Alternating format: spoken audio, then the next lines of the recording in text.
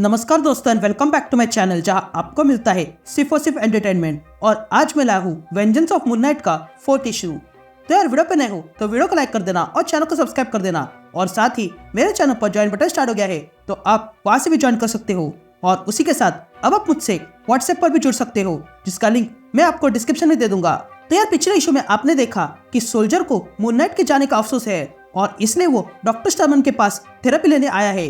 लेकिन फिर उसके बाद वो यूना के पास चला जाता है ताकि वो बता सके कि नकली मून नाइट कहाँ पर है। तो अब आगे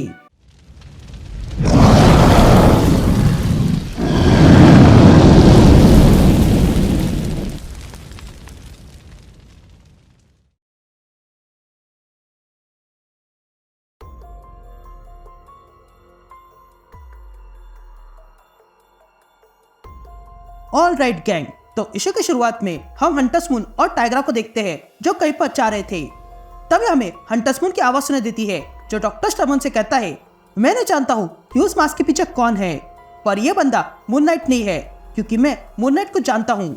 मेरा भाई मार्क किसी जानवर की तरह फाइट करता है और यही बात मुझे उसकी सबसे पहले पता चली। पर ये जो मून नाइट बन के घूम रहा है उसकी अलग स्टाइल है। ऐसा लगता है कि वो कैसे ट्रेन करके आया है और ये ट्रेनिंग जानी पहचानी सी है। जिस पर डॉक्टर स्टर्मन कहती है कि क्या तुम ऐसी स्टाइल से पहले मिले हो? जिस पर डॉक्टर बैडर कहता है नहीं, पर एक कोशो का फिस्ट है जो मेरे अंदर है वो शायद जानता है और ये कम से कम 200 साल पुराना है। यहाँ हम हंटर्स मून और टाइग्रा को देखते हैं जो कहीं पर आते हैं। तभी टाइग्रा कहती है कि ये सब दिन में करते समय अजीब लग रहा है। जिस पर हंटर्स मून टाइग्रा से कहता है हाँ ये अजीब है, लेकिन यूना ने जो जानकारी दी है उससे तो हमें ये पता चला है कि ये नकली मून नाइट यहीं पर ठहरा हुआ है। यह कहते ही वे दोनों उस जगह को देखते हैं जहाँ पर नकली मून नाइट छुपा हुआ है। और तब हम देखते हैं कि वो जगह कोई और नहीं बल्कि वही जगह है जहाँ पर मून नाइट की मृत्यु हुई थी। तभी टाइग्रा और हंटर्स मून उस बिल्डिंग के अंदर आ जाते हैं और देखते हैं कि वो जगह अब भी वैसी थी।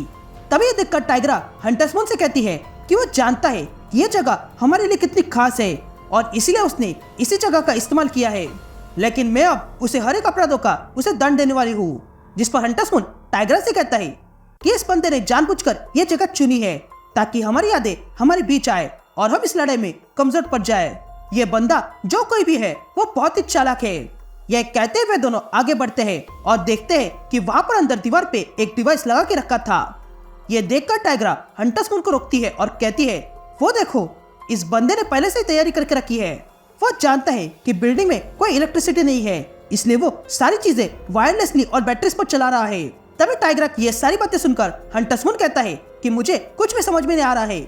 अगर सोल्जर यहाँ होता तो वो समझ पाता। तो अब हम वापस जाते हैं और रात को आते हैं। ये सुनते हैं टाइग्रा हंटर्स मून से कहती है क्या अब जाते हैं? तुम शायद भूल रहे हो मार्क क्या कहता था। वो हमेशा कहता था कि लोगों को दिखना चाहिए कि वो आ रहा है। ये कहते हैं टाइग्रा और हंटर्स मून अंदर घुस जाते हैं। यहाँ अंदर हम उस आदमी को देखते हैं जो मून नाइट बना है। तभी वो आदमी जाग जाता है और देखता है कि दोपहर के 1:30 बजे हुए थे और तब उसे पता चलता है कि यहाँ अंदर कोई घुस चुका है। इसलिए वो तुरंत मून नाइट का कॉस्ट्यूम पहनकर टाइग्रा और हंटर्स मून को मारने निकलता है और कहता है कि तुम लोगों ने अच्छा टाइम चुना है मरने के लिए। लेकिन तभी पीछे से टाइग्रा और हंटर्स मून वहाँ आ जाते हैं और तब टाइग्रा उस आदमी से कहती है ये वही जगह है जहाँ पर मून नाइट की मृत्यु हुई थी और आज फिर से मून नाइट की मृत्यु यही होगी। तभी मून नाइट इन दोनों को देखता है और कहता है मैंने तुमसे पहले भी कहा था मेरे घर से बाहर निकल जाओ और आज भी मैं यही कह रहा हूँ, मेरे घर से बाहर निकल जाओ। ये कहते हैं मून नाइट वहाँ पर मैजिक करने लगता है जिसके कारण हंटर्स मून और टाइग्रा पीछे गिर जाते हैं। तभी मून नाइट उन दोनों के सामने आता है और कहता है पिछली बार तुम 4 थे लेकिन फिर भी मैं तुम लोगों पर भारी पड़ा था, लेकिन अब तुम लोग सिर्फ 2 हो और तुम लोगों ने यहाँ आकर बड़ी गलती की है। ये कहते हैं मून नाइट हंटर्स मून और टाइग्रा पे अटैक कर देता है। तभी मून नाइट हंटर्स मून को पंच मारने जाता है लेकिन हंटर्स मून मून नाइट के अटैक को डॉज करते हुए मून नाइट से कहता है कि मैं जानता हूँ कि तुम कौन हो, तुम वही डेथ वर्शिपर हो। जिस पर मून नाइट हंटर्स मून से कहता है ये तुम क्या कर रहे हो? तभी हंटर्स मून मून नाइट को किक मारता है और पीछे फेंकता है और कहता है मैं जानता हूँ कि तुम कल्ट ऑफ कली के हो जिस समय रैमी नाम का फिस्ट हुआ करता था। यह सुनते ही मून नाइट को गुस्सा आता है और वो अपने मैजिक का इस्तेमाल करने लगता है और हंटर्स मून से कहता है तो तुम्हें पता चल गया है कि मैं कौन हूँ? तो अब पता चल गया है तो मैं तुम्हें पूरी बात बताता हूँ। मैंने वो कल्ट कब का छोड़ दिया है। ये कहते हैं मून नाइट अपनी चेन्स निकालकर हंटर्स मून को मारने जाता है, लेकिन तभी टाइग्रा पीछे से आती है और मून नाइट के पीठ पर लात मारती है और कहती है कि ये पिछली बार जो तुमने मेरे साथ किया उसके लिए है। यहाँ डॉक्टर स्टर्मन डॉक्टर बैडर से कहती है, तुम ये हमला कब करने वाले हो? जिस पर डॉक्टर बैडर कहता है कि कल सुबह मैं और टाइग्रा वहां जाएंगे, क्योंकि रिस और सोल्जर सोए होंगे और 8 बॉल और मिशन ध्यान रखेंगे। इन शॉर्ट कहूँ तो मिडनाइट मिशन सबका ध्यान रखेगा। यहाँ टाइग्रा मून नाइट को जोरदार पंच मारती है और कहती है, तुमने सबसे पहले मेरे नाक में पेपर डाला, ये देखकर मुझे लगा कि तुम मुझे सिर्फ चोट पहुंचाने आए हो। जिस पर हंटर्स मून नाइट को मारते हुए कहता है, तुमने हम सबको मारना चाहा और हमें मिशन से बाहर निकलना चाहा, वो भी इस मार्क स्पेक्टर का नाम लेकर। तभी टाइग्रा फिर से मून नाइट पर अटैक करती है और मून नाइट को उठाकर फेंक देती है। तभी मून नाइट फिर से खड़ा होता है और टाइग्रा से कहता है, मैं तुम्हें मारना नहीं चाहता हूँ, पर मैं ये कहते हंटर्स मून नाइट पर पीछे से वार करता है और कहता है, तुम अब किसी को नहीं मारोगे बहरूपिये। ये कहते हंटर्स मून नाइट के मास्क की ओर अपना हाथ बढ़ाता है और कहता है, तुम इस मास्क के लायक नहीं हो। जिस पर मून नाइट कहने लगता है, नहीं ऐसा मत करो।